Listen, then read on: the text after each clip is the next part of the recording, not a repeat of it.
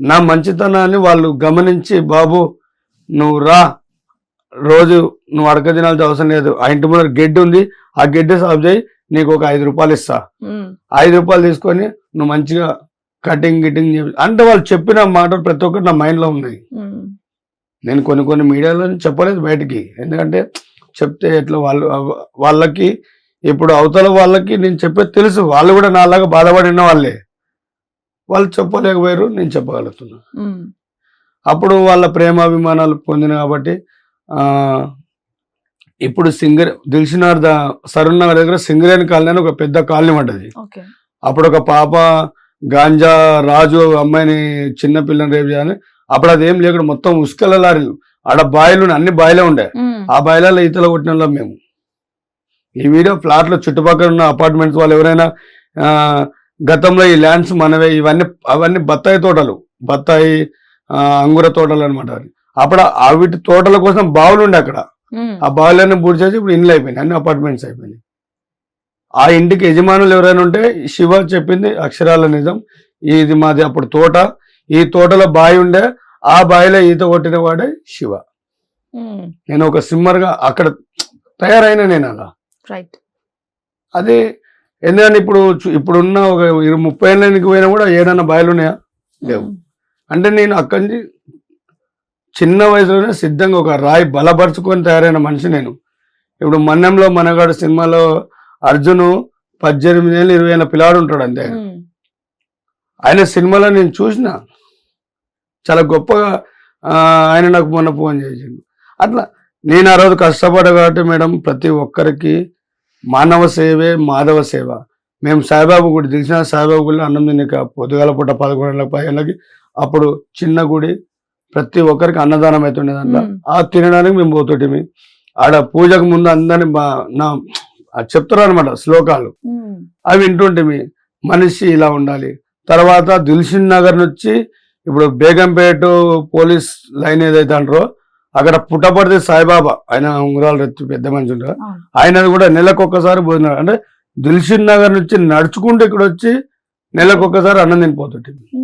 అంటే వాళ్ళు ఫుడ్, లడ్డూలు, అరటి పండ్లు, మైసూర్ పాకులు, అంటే ఆ స్వీట్ అందమైన అవి తినడానికి అక్కడి నుంచి నడుచుకుంటా నెలకొకసారి వచ్చిపోతుంటాయి. అంటే బట్టలు గిట్టలు వేయడము, అంటే ఓన్లీ బెగ్గర్స్కి, అనాథలకి, ఫుట్పాత్ పైన ఉన్న అనాథలు, అంటే నేను మీకు చెప్పడం, నువ్వు ఇంకో చెప్ప, అట్లా మేమందరం తయారై గ్రూప్ వచ్చి తినిపోతుంది. అలాంటి జీవితం నేను అనుభవించిన. అలాంటి నేను కొన్ని రోజుల తర్వాత మా పిల్లలు 18 మందిలో దిల్సుఖ్నగర్ వచ్చి ఒక 4 పిల్లల్ని అనాథ హాస్టల్ వాళ్ళు వచ్చి తీసుకుపోయారు. మేమేమనుకున్నాం వాళ్ళ ఇంటి వాళ్ళు ఎవరైనా వచ్చి పేరెంట్స్ వచ్చి తీసుకుపోయారేమో, కనపడట్లేదు అని ఇలా అనుకున్నాము. తర్వాత వాళ్ళు వచ్చి మంచిగా నీట్ కటింగ్ పెట్టి, మేమేంది క్షీరపోతులు అంటే పేర్లు, మీకు నెత్తిలో పేర్లు చిన్న చిన్న చూసింటారు, మేము ఒంటి నిండా క్షీరపోతులు, మొలదారంకి క్షీరపోతులే, ఇట్లా ఈ కాలు ఇది కుట్టిన టై ఉంటుంది, ఇది దారం, దాని నిండా క్షీరపోతులే, దోమలు, డెంగ్యూ రోగాలు, అప్పుడు కొత్తగా డెంగ్యూ, జ్వరం, మలేరియా 2 రోజులకోసారి 3 రోజులకోసారి మిషన్ గలీలు తిరిగి కొడుతుండే అనమాట.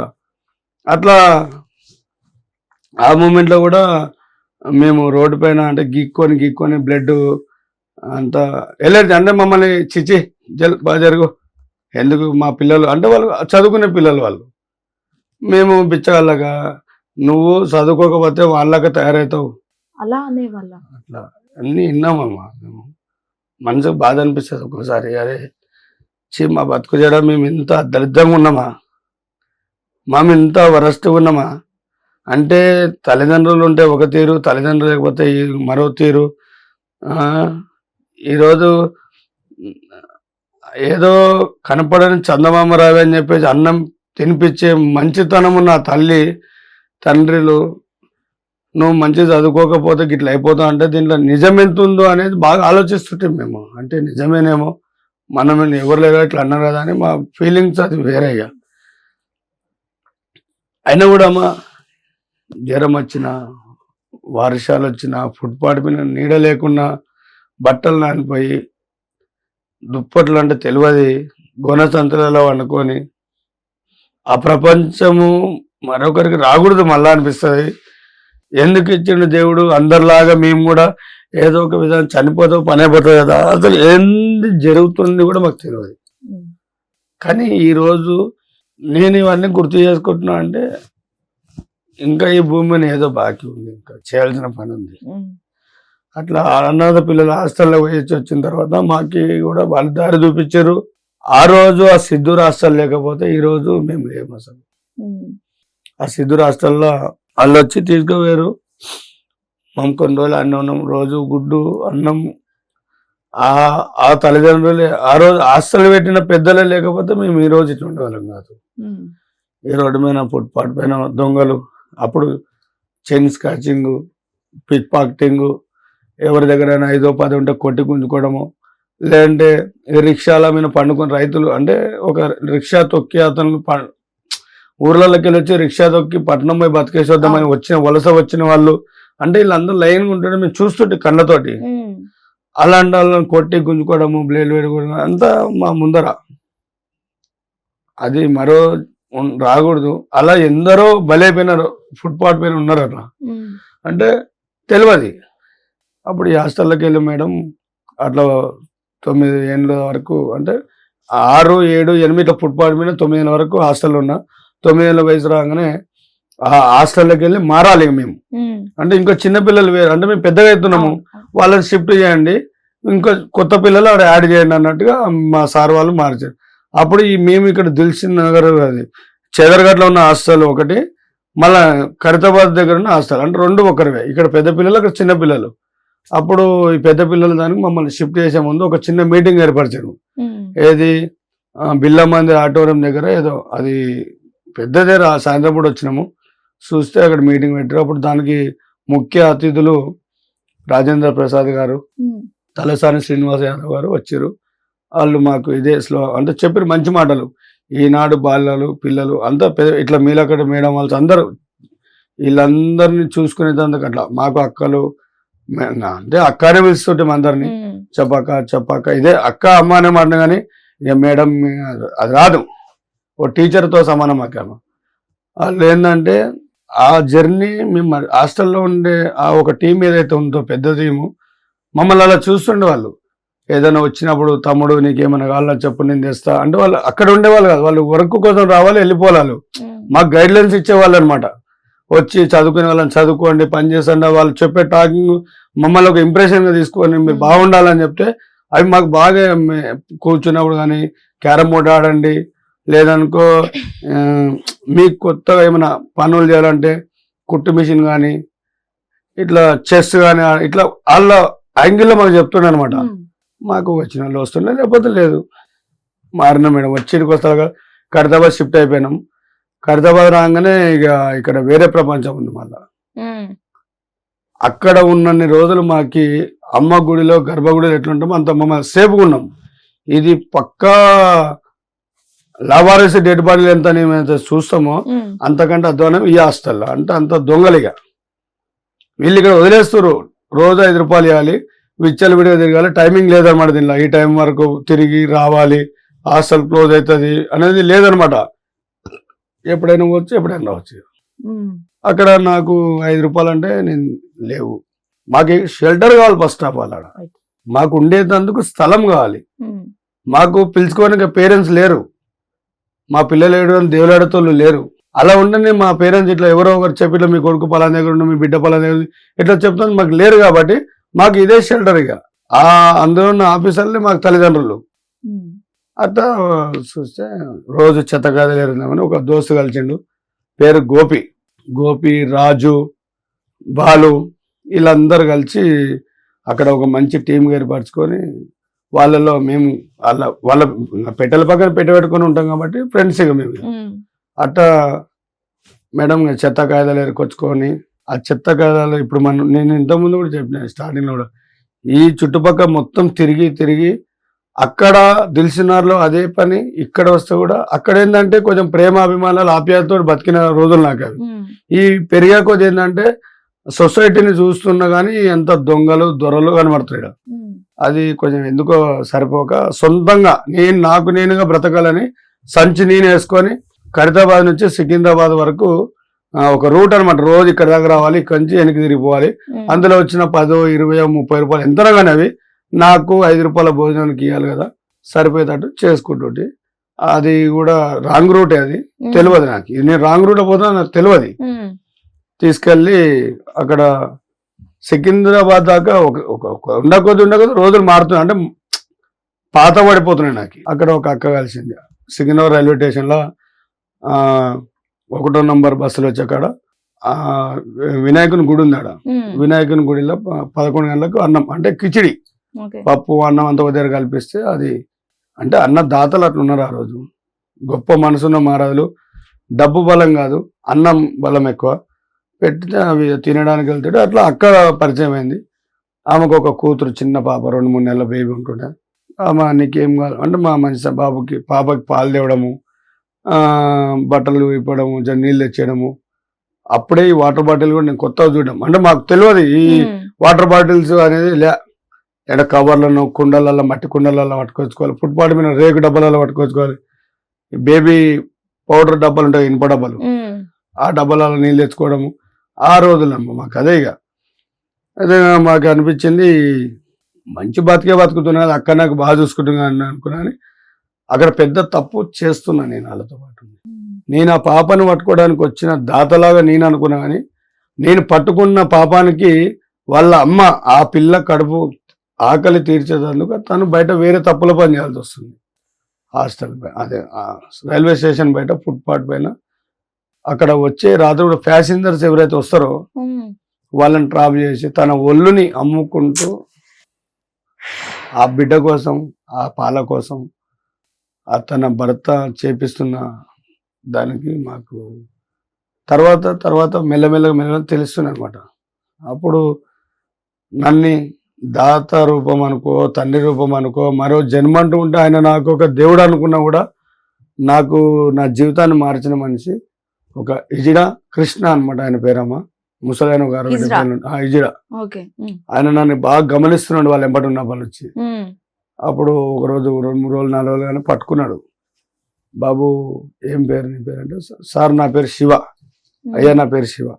నీటికి ఎందుకు వస్తున్నావు బాబు, వాళ్ళ గురించి మీకు ఏమైనా తెలుసా అంటే, పర్టికులర్గా నాకేం తెలియదు. కొంచెం ఫస్ట్ భయపడ్డా, నువ్వే నాకు చెప్పి అట్లా కొంచెం వస్తుంది తప్పించుకొని మొడవట్లేదు జరిగింది. లేదు అంటే ఆయన చెప్పిన, చూడు నువ్వు చిన్నపిల్ల కోసం వస్తున్నా, నువ్వు అనుకుంటున్నావు, ఇది కాదు నువ్వు చేయాల్సిన పనులు ఇంకా వేరే ఉన్నవి, నువ్వు చేయాల్సిన పని వేరే ఉన్నాయి, అసలు నీకు నీ జన్మకు దీనికి సంబంధం లేదు, ఇది కాదు అని చెప్పేసి వాళ్ళు ఏం చేస్తారో నీకు తెలుసా అని ఓ రోజు పర్టికులర్ నన్ను పెట్టుకొని వాళ్ళు చేసేది మొత్తం చూసిన అనమాట. ఈ అక్క ఏం చేస్తుంది, బయటకు పోయి ప్యాసింజర్ని రైలు హాస్పిటల్కి రావచ్చు తెలియదు, లేదంటే పెళ్లిళ్ళ పేరెంటలు రావచ్చు తెలియదు, లేదంటే చదువుకోవడానికి వచ్చిన వాళ్ళు తెలియదు. ఇలాంటి వ్యక్తుల దగ్గర ఏంటంటే అమ్మాయి ఆనందం కోసము వాళ్ళు మోసపోతున్నారు అనమాట. అమ్మాయి ట్రాప్ లో పడి మోసపోతున్నారు.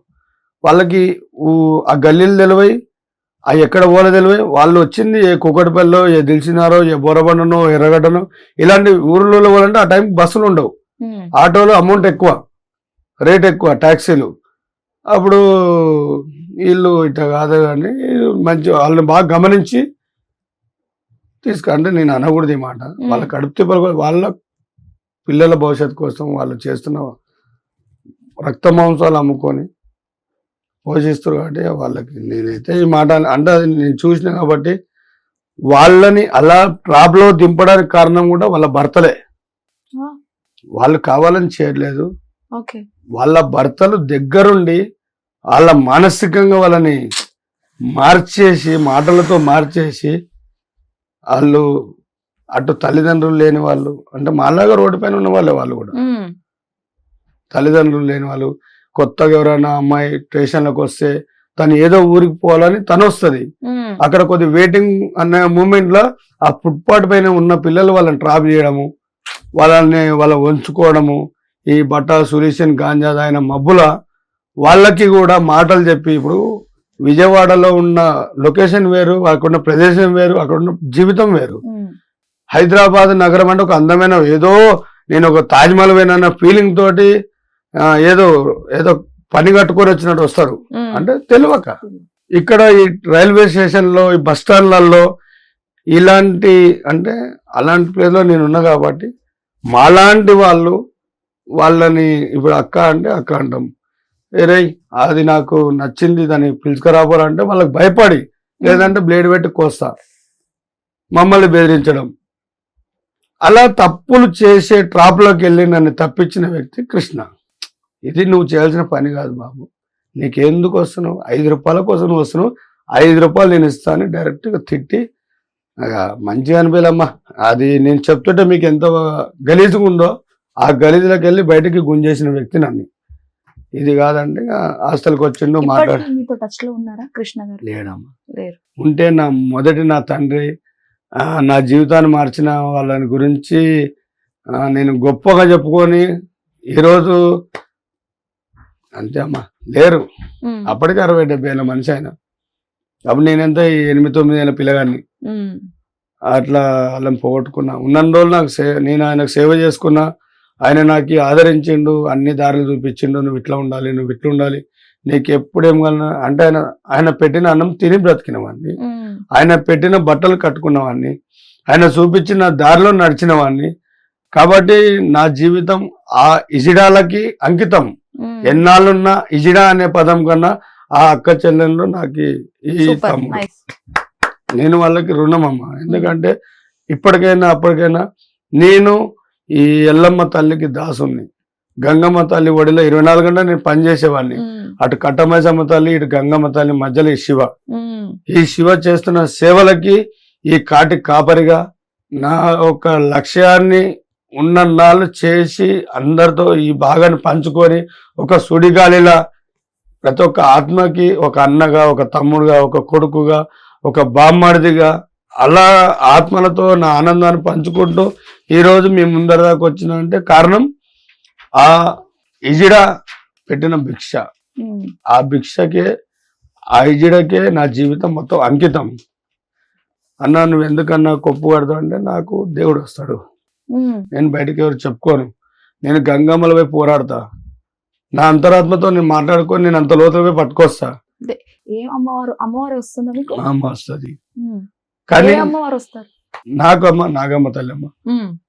ఏంటంటే ప్రజలకి ఈ డబ్బా మాటలు కొట్టుకొని తిరగడము, అప్పటిపూడితే మాట్లాడి నాకు అవి నచ్చాయి. నాలో ఉన్న శక్తి 10 మందికి పంచుకోవాలి. నా శక్తి నేను చూపించుకోవాలంటే నాకు తెలియదు. మీరు బాగుపడితే అదే నా సంతోషం, అదే అమ్మవారి ఆశీస్సులు. ఆ ఆశీస్సులు అనేది నేను కట్టమైదమ్మ తల్లి చిన్న ఉన్న పని ఆడ బ్రతుకుతున్నా, దానికి నేనే ప్రూఫ్, ఎవరు కాదు. నేను చేసే సేవలు, నేను ఎక్కడ పోయినా డెడ్ బాడీలకి ప్రూఫ్ ఇదే. ఎందరో తేలిన శవాలు తీసేది గొప్పతనం కాదు, తేలిన శవం ఎవరైనా తీస్తారు, అది గొప్పతనం కాదు. ఆన్ ద స్పాట్ లో దూకి ఎంత లోతున్నా దేవులాడుకొచ్చి తీసుకొచ్చుకునే శక్తి ఆ భగవంతుడు నాకు ఊపిరి రూపంలో పెట్టాను. దాన్ని నేను కాపాడుకుంటూ నా భార్య పిల్లలతో ప్రశాంతంగా, వాళ్ళకి నేను లేని సమయంలో వాళ్ళు దూకి తీస్తారు. అంటే వాళ్ళు తీయడానికి కారణం ఏంటో మేడం, ఇది ఒక వంశపూర్వంగా మాకు వస్తలేదు, నాకు దేవుడు ఇచ్చిన గొప్ప వరం ఇది. ఆ వరాన్ని నేను ప్రజలతో పంచుకుంటున్నా. నా అక్క తమ్ముళ్ళు అంటే నేను చిన్న ఉన్నప్పుడే చెప్తున్నా, నేను ఇట్లా అందరు పిల్లల మీద కలిసిమెలిసి పెరిగి పెద్దయినాం. ఆ పెరిగి పెద్దయిన పిల్లలనే మా యొక్క జీవితాలకి ముడిపడ్డ ఒక చిన్న నా తమ్ముడు చనిపోయిండు. ఆ తమ్ముడు చనిపోయిన తర్వాత ఆ అమ్మ కన్నీళ్ళు నా కళ్ళల్లో చూసిన, ఆమె బాధ నా గుండెలతోటి పంచుకున్నా. ఇలాంటి తప్పులకి వెళ్ళే దారి మళ్ళిన వాడిని ఒక తల్లికి నేను ఎందుకు సాయం చేయకూడదు అని మనసుని కంట్రోల్లో పెట్టుకొని ఏమన్నా కానీ ఆ తల్లి మా తల్లి ఫిక్స్ అయిపోయి ఆ తమ్ముడు ఆస్మాన్పేటలో చెరువులో చనిపోయిండు. అమ్మ నువ్వు బాధపడద్దు, నేనున్నా నీకు. అమ్మ కళ్ళు తాగుతుంది, ఆఖరికి సారాయి ప్యాకెట్లు అమ్ముతారు, సారాయి ప్యాకెట్లు తాగాలి. ఆమె చేతి బలం అంటే డబ్బులు ఉన్నంత. అట్లా ఈ ఫుట్పాత్ పైన కూడా ముసలి వాళ్ళు, వృద్ధులు ఎవరైతే ఉంటే అన్న ఇక్కడ ఏంటంటే ఇప్పుడు తల్లి గర్భం నుంచి బిడ్డ ఎట్లా బయటకు వస్తుందో ఎన్నో పెయిన్స్ పడుకుంటూ ఆ పాపని కంటుంది. సో అలాంటి సిచ్యువేషన్ మీకు కూడా సేమ్, మీరు కూడా ఆ గంగమ్మ ఒడిలో ఉండి ఒక మనిషి దూకేటప్పుడు వాళ్ళ ప్రాణాలని కాపాడతారు చూడండి, అసలు ఎట్లా ఉంటది మీ ఫీల్? అమ్మా ఇప్పుడు మీ ఇంట్లో అనకున్నా మీది మనది అంతా ఒకటే అనుకోండి. మనది ఇప్పుడు అన్న చెయ్యి ఇరిగింది, మీరు ప్రతిరోజు ముఖం చూస్తుంటారు కాబట్టి మీకు ఏమనిపించింది, మా ఆవిడే రాజు బాగున్నాలే వెంకటేష్ అనుకుంటే మీరు ఉన్నారు. నాకేమనిపించింది, అన్న ఏమైంది అన్న అని అడిగిన. ఎందుకు అడిగినా, నా మానవత్వం అది. నాకు దేవుడిచ్చిన ఈ నాలుక పైన రాసిన సరస్వతి దేవత ఏమిచ్చింది, అతను కూడా మనవాడే, నా తమ్ముడైతే నేను పలకరిస్తున్నా పలకరియను. అది నాలో ఉన్న అంతేగా. ఇప్పుడు నేను ఇది శవం, ఇప్పుడు సెల్ ఫోన్లు వచ్చినాయమ్మా, అప్పుడు సెల్ ఫోన్లు లేవు. అప్పుడు ఎవరైనా పడ్డారు అనుకో, అందరూ నాలాగా ఎందరో పెద్ద మనుషులు ఇప్పుడు ఉన్నారు, రెడ్డిస్ ఉన్నారు, గౌడ్స్ ఉన్నారు, యాదవులు ఉన్నారు, వీళ్ళందరూ బావులలో ఈతలు కొట్టి ముందరకు వచ్చిన వాళ్ళం. ఆ రోజులు అన్ని బావులు చెరువులే. ఇప్పుడు నల్లల కింద నిలబడి, షవర్ల కింద నిలబడి, వీక్కు వచ్చేదంటే టేస్ట్ పెట్టువాడి. అసలు అప్పుడేంది, ఇటుక పిల్లలు దంచుకోవాలి, బొగ్గులు దంచుకోవాలి, దాన్ని పెట్టి రుద్దుకోవాలి, పనులు నిగనిగలాడతాయి. అలాంటి జీవితం మాది. సబ్బు లేకపోతే మట్టి తీసుకొని రుద్దుకున్న శరీరాలు ఇవి. బట్టలకు కూడా మట్టి పెట్టి ఉతుకుతే తెల్లగైతుండే మాకి. అలాంటి జీవితం. అలాంటి ఒక మనిషి నీళ్ళల్లో పడిపోయిందంటే ఊరికి దూకి తీయాలనే ఆలోచన కానీ సెల్ ఫోన్ పట్టుకొని ఇది తెలియదు. ఇప్పుడు నా మనిషి అయితే ఏంది, నీ మనిషి అయితే ఏంది. ఇప్పుడు మీకు ఒక 10 కోట్ల ఆస్తుంది మేడం, నా కొడుకని సాది పెంచి తల్లి జన్మనిచ్చి మా ఇద్దరి అల్లారి మా షోకుల కోసం పుట్టిన కొడుకు పెరిగి పెద్ద అయ్యేంత వరకు ఏం ఎదురు చూసిందంటే మా ప్రేమ చూడట్లేదు, మేము సంపాదించిన డబ్బును చూస్తుండు. హిట్ టీవీ యాప్, ఇందులో short news, live news, entertainment shows, movies, digital magazines తో పాటు మీ జిల్లా వార్తలను కూడా ఫ్రీగా చూడొచ్చు. ఇంకెందుకు ఆలస్యం, వెంటనే హిట్ టీవీ యాప్ ని డౌన్లోడ్ చేసుకుని ఫ్రీగా ఎంటర్టైన్మెంట్ పొందండి. Hit TV app. Hit TV app. Please download hit TV app. Hit TV app ని ఫ్రీగా డౌన్లోడ్ చేసుకుని ఎంజాయ్ చేయండి. మీకు నచ్చిన ఎంటర్టైన్మెంట్ కోసం హిట్ టీవీ యాప్ ని ఫ్రీగా డౌన్లోడ్ చేసుకుని ఎంజాయ్ చేయండి. హిట్ టీవీ యాప్ ని డౌన్లోడ్ చేసుకుని ఆస్వాదించండి, ఆశీర్వదించండి. ఇంతమంది సెలబ్రిటీలు హిట్ టీవీ యాప్ ని డౌన్లోడ్ చేసుకోండి అని చెప్తున్నారంటే ఎంత మంచి యాప్ ఆలోచించండి. అమెరికా అమెరికా అమెరికా అమెరికాలో చదవాలనుకునే వాళ్ళకి విశ్వసనీయమైన పేరు మన శౌర్య కన్సల్టెన్సీ. UK లో 1 year masters, UK లో 1 year masters, 2 years work permit up to 5 years visa. Contact Saurya Consultancy. Contact 89851 89851.